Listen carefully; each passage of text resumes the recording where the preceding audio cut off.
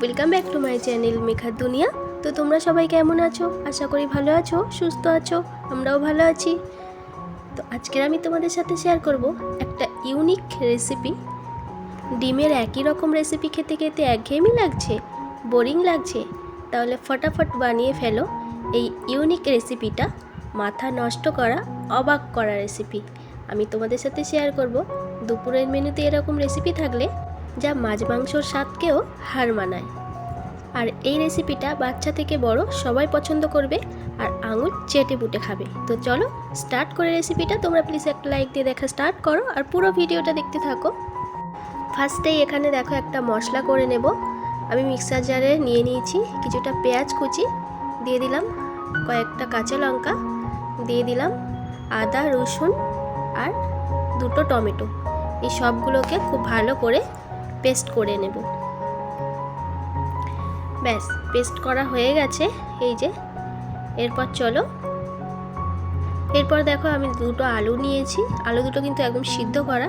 আর কতটা সিদ্ধ করেছি দেখো, খুব বেশি কিন্তু সিদ্ধ করিনি, একটু শক্ত শক্ত রয়েছে। আর এই আলুটা এখন গ্রেট করব একটা গ্রেটার দিয়ে। তো আমি একটা বাটি নিয়ে নিয়েছি, একটা গ্রেটার নিয়ে নিয়েছি। এই গ্রেটার করে এখন আমি আলুটাকে খুব ভালো করে গ্রেট করে নেব। তোমরা চাইলে হাত দিয়ে স্ম্যাশ করতে পারো, কিন্তু গ্রেট করলে আমার মনে হয় খুব ভালো হয়। তো চলো আলুটাকে ভালো করে গ্রেট করে নিই। তো দেখো আলুটাকে আমি গ্রেট করে নিয়েছি। আর এখন আলুটার মধ্যে আমি দিয়ে দিচ্ছি দুটো কাঁচা ডিম, তারপরে দিয়ে দিলাম স্বাদ অনুযায়ী নুন, দিয়ে দিলাম হলুদ গুঁড়ো, দিয়ে দিলাম ঝাল লঙ্কার গুঁড়ো, দিয়ে দিলাম জিরে ধনের পাউডার, দিয়ে দিলাম গরম মশলা, আর সব শেষে দিয়ে দিলাম সামান্য একটু বেসন। এই সবগুলো দিয়ে খুব ভালো করে আমি মাখিয়ে নেব। আমার যদি মনে হয় একটু শুকনো শুকনো হচ্ছে, তাহলে কিন্তু আমি আরও একটা ডিম অ্যাড করব। তো এখনই আমি অ্যাড করব না, আগে আমি খুব ভালো করে একটা চামচ দিয়ে দেখো মাখিয়ে নিচ্ছি। তো আমার যদি মনে হয় যে শুকনো লাগছে, এই যে আমার মনে হলো যে একটা ডিম অ্যাড করলে ভালো হয়, কারণ একটু শুকনো শুকনো লাগছিলো। তো এর জন্য আমি আরও একটা ডিম অ্যাড করে দিয়েছি। টোটাল আমি 3টে ডিম দিয়েছি। দিয়ে খুব ভালো করে আমি একটা ঘন ব্যাটার বানিয়ে নিয়েছি। তো এরপর চলো শুরু করা যাক রান্নাটা। তো তারপরে দেখো আমি ইন্ডাকশানে কড়াই বসিয়ে দিয়েছি তেল। তেলটা খুব ভালো করে গরম হয়ে গেছে। আর এখন আমি তেলের মধ্যে দেখো এই ব্যাটারটা দিয়ে দিচ্ছি। দিয়ে চামচের সাহায্যে একটা রুটির মতো গোল শেপ করে আমি ব্যাটারটাকে খুব ভালো করে এইভাবে করে দিলাম। এই যে খুব ভালো করে সমান করে একটা শেপ দিয়ে নিয়েছি। দিয়ে ঢাকা দিয়ে দিলাম। 10 থেকে 15 মিনিট পর আমি ঢাকনাটা খুললাম। দেখতে পাচ্ছ উপরটা কত সুন্দরভাবে হয়ে গেছে এক পিঠ। তো আরেক পিঠ আমি এই যে উল্টে দিলাম, কত সহজেই উল্টানো গেল। তো দিয়ে তারপরে আমি সাইড থেকে আরও একটু তেল ছড়িয়ে দিলাম। দিয়ে আবারও ঢাকা দিয়ে আরেক পিঠ খুব ভালো করে ভেজে নেব। এই যে একদমই রেডি হয়ে গেছে, একটা বড় অমলেট টাইপের একটা হয়ে গেছে। এই যে তো তারপরে দেখো আমি অমলেটটাকে তুলে নিয়েছি একটা থালাতে, নিয়ে খুব ভালো করে কিন্তু ঠান্ডা করে নিয়েছি। ফার্স্টে ঠান্ডা করে নিয়ে তারপরে একটা ছুরি দিয়ে এরপরে দেখো আমি চৌকো চৌকো আকারে কিন্তু ডিমের ধোকাটাকে কেটে নেব।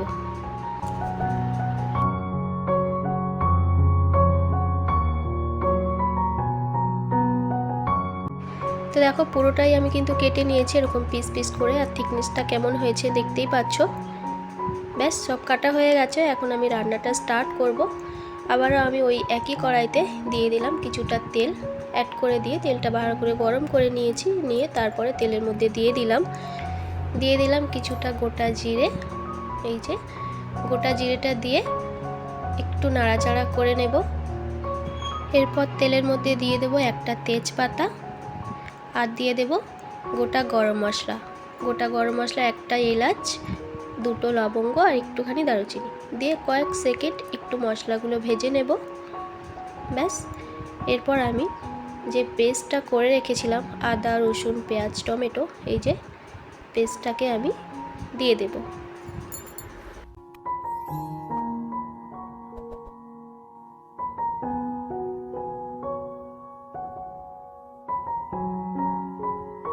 ব্যাস পুরো মশলাটাই দিয়ে দিয়েছি।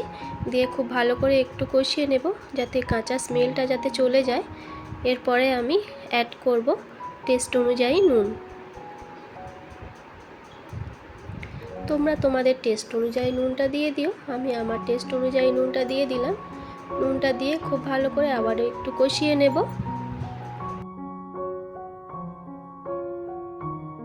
তো আমি কিন্তু ঢাকা দিয়ে দিয়েই মশলাটা কষিয়েছি। এই যে ঢাকা দিয়ে দিয়ে মশলা কষালে কিন্তু রান্নার টেস্ট দারুণ হয়। তো মশলাটা আমার কষানো হয়ে গেছে। আর এখন আমি গুঁড়ো মশলাগুলো অ্যাড করব। দিয়ে দিলাম জিরে ধনের পাউডার, দিয়ে দিলাম হলুদ গুঁড়ো, ঝাল লঙ্কার গুঁড়ো, আর দিচ্ছি সামান্য জল, যাতে মশলাটা নিচে লেগে না যায়। তার জন্য একটু জল দিয়ে মশলাটা আবারও খুব ভালো করে ঢাকা দিয়ে দিয়ে কষাবো।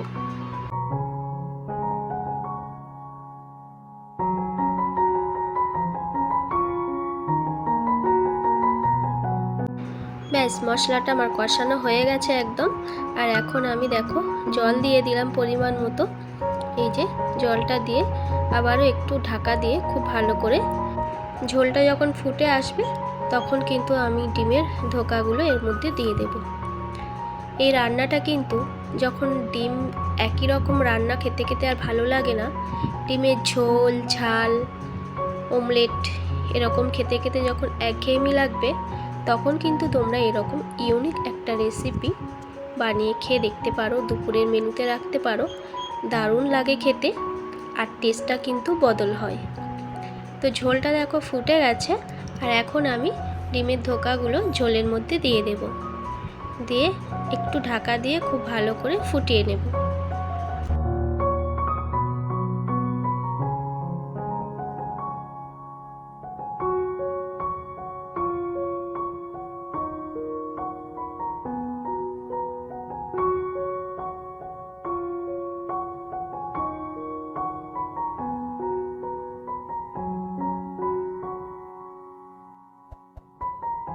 তো দেখো আমি খুব ভালো করে কিন্তু ঢাকা দিয়ে বেশ কিছুক্ষণ ফুটিয়ে নিয়েছি।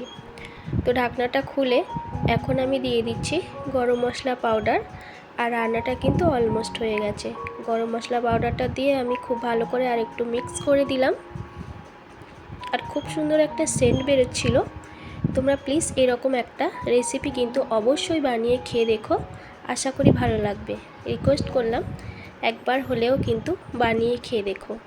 দারুণ একটা টেস্ট, ইউনিক একটা রেসিপি, মুখের টেস্ট বদল হবেই হবে। তো লাস্টে দিয়ে দিলাম ধনেপাতা কুচি। ব্যাস, রান্নাটা কিন্তু একদম রেডি হয়ে গেছে। আর ধনেপাতা দিলে তো রান্নার টেস্ট দ্বিগুণ হয়ে যায়। তো ধনেপাতাটা দিয়ে এরপর আমি ইন্ডাকশানটা অফ করে তারপরে আমি রান্নাটা সার্ভ করে দিচ্ছি। তো দেখো রেসিপিটা আমি সার্ভ করে দিলাম। আর কতটা লোভনীয় হয়েছে দেখতে, দারুণ টেস্ট হয়েছিল খেতে। আর এই রেসিপিটা একবার খেলে বারবার এরকম খেতে মন চাইবে, আর ঝোল ঝাল খেতে ইচ্ছেই হবে না। তো তোমরা প্লিজ এরকমভাবে একবার বানিয়ে খেয়ে দেখো। আর আমার রেসিপিটা কেমন লাগলো অবশ্যই কিন্তু কমেন্ট বক্সে জানাবে। ভালো লাগলে একটা লাইক করে দিও। নতুন বন্ধু হলে আমার চ্যানেলটি সাবস্ক্রাইব করে নিও। পাশে থাকা বেল আইকনটি ক্লিক করে নোটিফিকেশানটা অল করে দিও, যাতে আমার পরের ভিডিও সবথেকে আগে তোমার কাছে পৌঁছে যায়। নতুন বন্ধু, পুরনো বন্ধু, সবাইকে অনেক অনেক ভালোবাসা। সবাই ভালো থেকো, সুস্থ থেকো, সাবধানে থেকো। তো নেক্সট ভিডিওতে খুব তাড়াতাড়ি দেখা হবে। এখনকার মতো টাটা।